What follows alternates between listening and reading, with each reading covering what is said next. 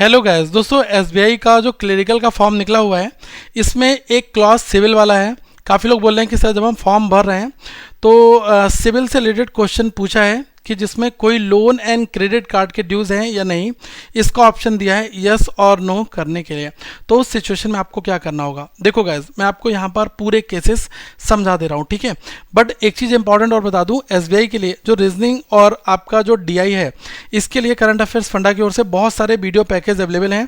तो रीजनिंग अभी केवल 299 में मिल रही है, यहाँ पर 200 का ऑफ है।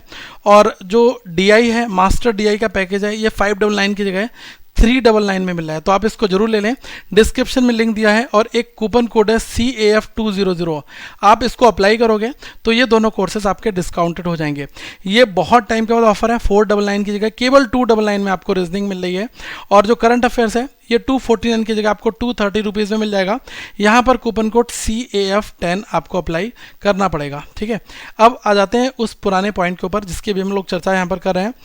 देखो होता क्या है कि अगर आपने कोई भी एजुकेशन लोन ले रखा है, कोई आपने क्रेडिट कार्ड लोन ले रखा है, कोई आपने पर्सनल लोन ले रखा है, कोई होम लोन ले रखा है या किसी तरीके का एप्लीकेशन बेस्ड आपने लोन ले रखा है, ठीक है। तो गाइस क्या होता है कि अगर आप टाइम पर नहीं इनको चुकाते हो तो आपके पैन पर एक दाग लग जाता है, पैन कार्ड के ऊपर एक दाग लगाता है। वो कौन लगाता है? बैंक। बैंक जो है वो सिविल को रिपोर्ट करता है कि सिविल भैया ये जो पर्सन हमारे पास आया था लोन लेने, इन्होंने जो है हमारा लोन टाइम पर अदा नहीं किया और अब इन्होंने लोन की जो किस्त है वो देना बंद कर दिया। तो उसी दौरान आपके पैन कार्ड के ऊपर एक हिस्ट्री शो होना स्टार्ट हो जाती है जिसमें आपकी सारी फाइनेंशियल गतिविधियां होती हैं वो वहाँ पर होती हैं कि आपने कितना लोन लिया, कितना आपने पे नहीं किया है, वो सारी चीज़ें वहाँ पर आ जाते हैं। तो एसबीआई भी पैन कार्ड से सब कुछ निकाल लेता है, ठीक है। तो स्टेट बैंक ऑफ इंडिया का क्लियरली ये कहना है कि ऐसे candidate who have defaulted in repayment under any lending arrangement with bank या फिर NBFC, ऐसे कैंडिडेट जिन्होंने बैंक से या NBFC से पैसा लिया और उन्होंने उसका रीपेमेंट नहीं किया, दैट मीन्स वो डिफ़ॉल्टेड हो गए, ठीक है।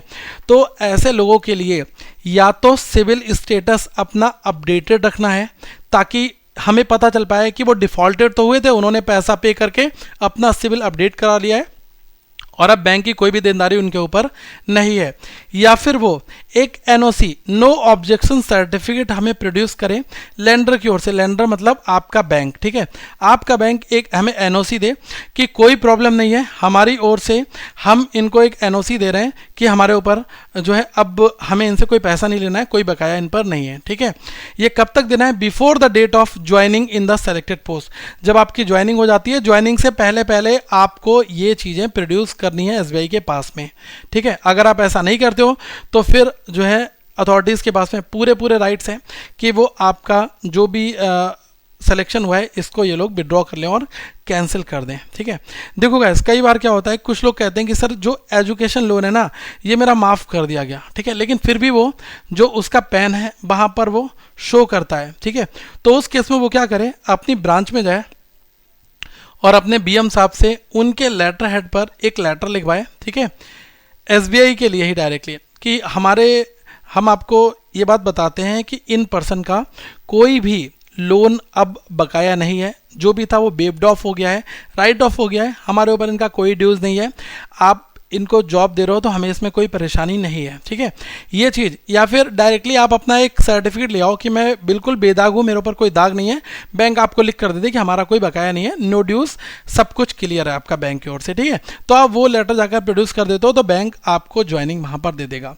लेकिन गाइज एक चीज़ और ध्यान रखना, कोई कहेगा सर मैंने लोन तो कभी लिया नहीं, ठीक है, मैंने क्रेडिट कार्ड से भी कभी कोई लोन नहीं लिया, लेकिन हाँ मैं एक बार मॉल गया और वहाँ से मैंने खूब शॉपिंग कर ली और मैंने 20-25 हज़ार रुपये की शॉपिंग कर ली और उसके बाद में मैंने वो पैसे नहीं दिए तो वो मेरे जुड़कर आ रहे हैं।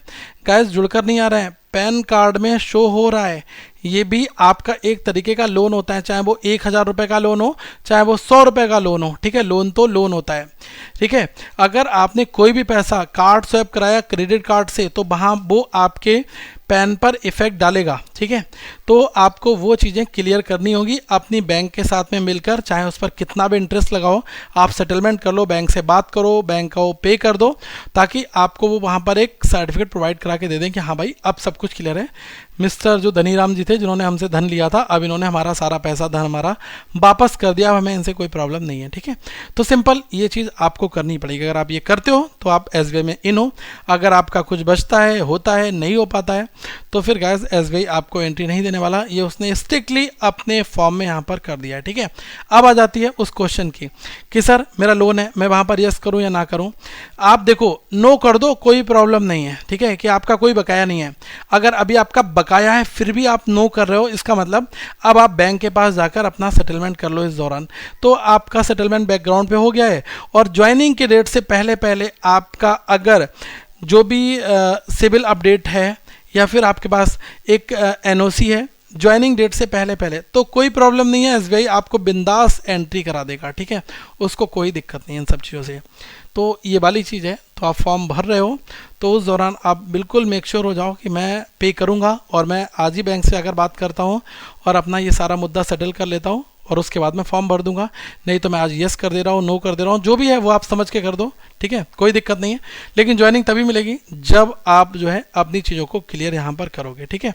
तो ये थे आपके डाउट्स जो मैंने यहाँ पर एक एक करके क्लियर कर दिए।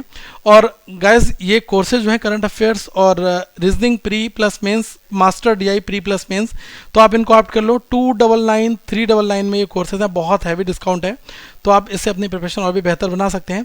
और जनरल अवेयरनेस आपको पूरे 1 साल का करंट अफेयर्स पैकेज मिलता है जिसमें PDF डाउनलोड, प्रिंट आउट सब कुछ कर सकते हो। और ये जो आपके वीडियो कोर्सेज हैं VOD वीडियो ऑन डिमांड, ये आप 6 मंथ के लिए हैं और DI आपका 1 ईयर के लिए है। तो आप इनसे अपनी और बेहतर प्रिपरेशन कर सकते हो, ठीक है। तो आप इनको ऑप्ट करें और अपनी प्रिपरेशन अच्छी लेकर जाएं। Thank you so much guys, have a good day to all of you once again, we will meet in a next video.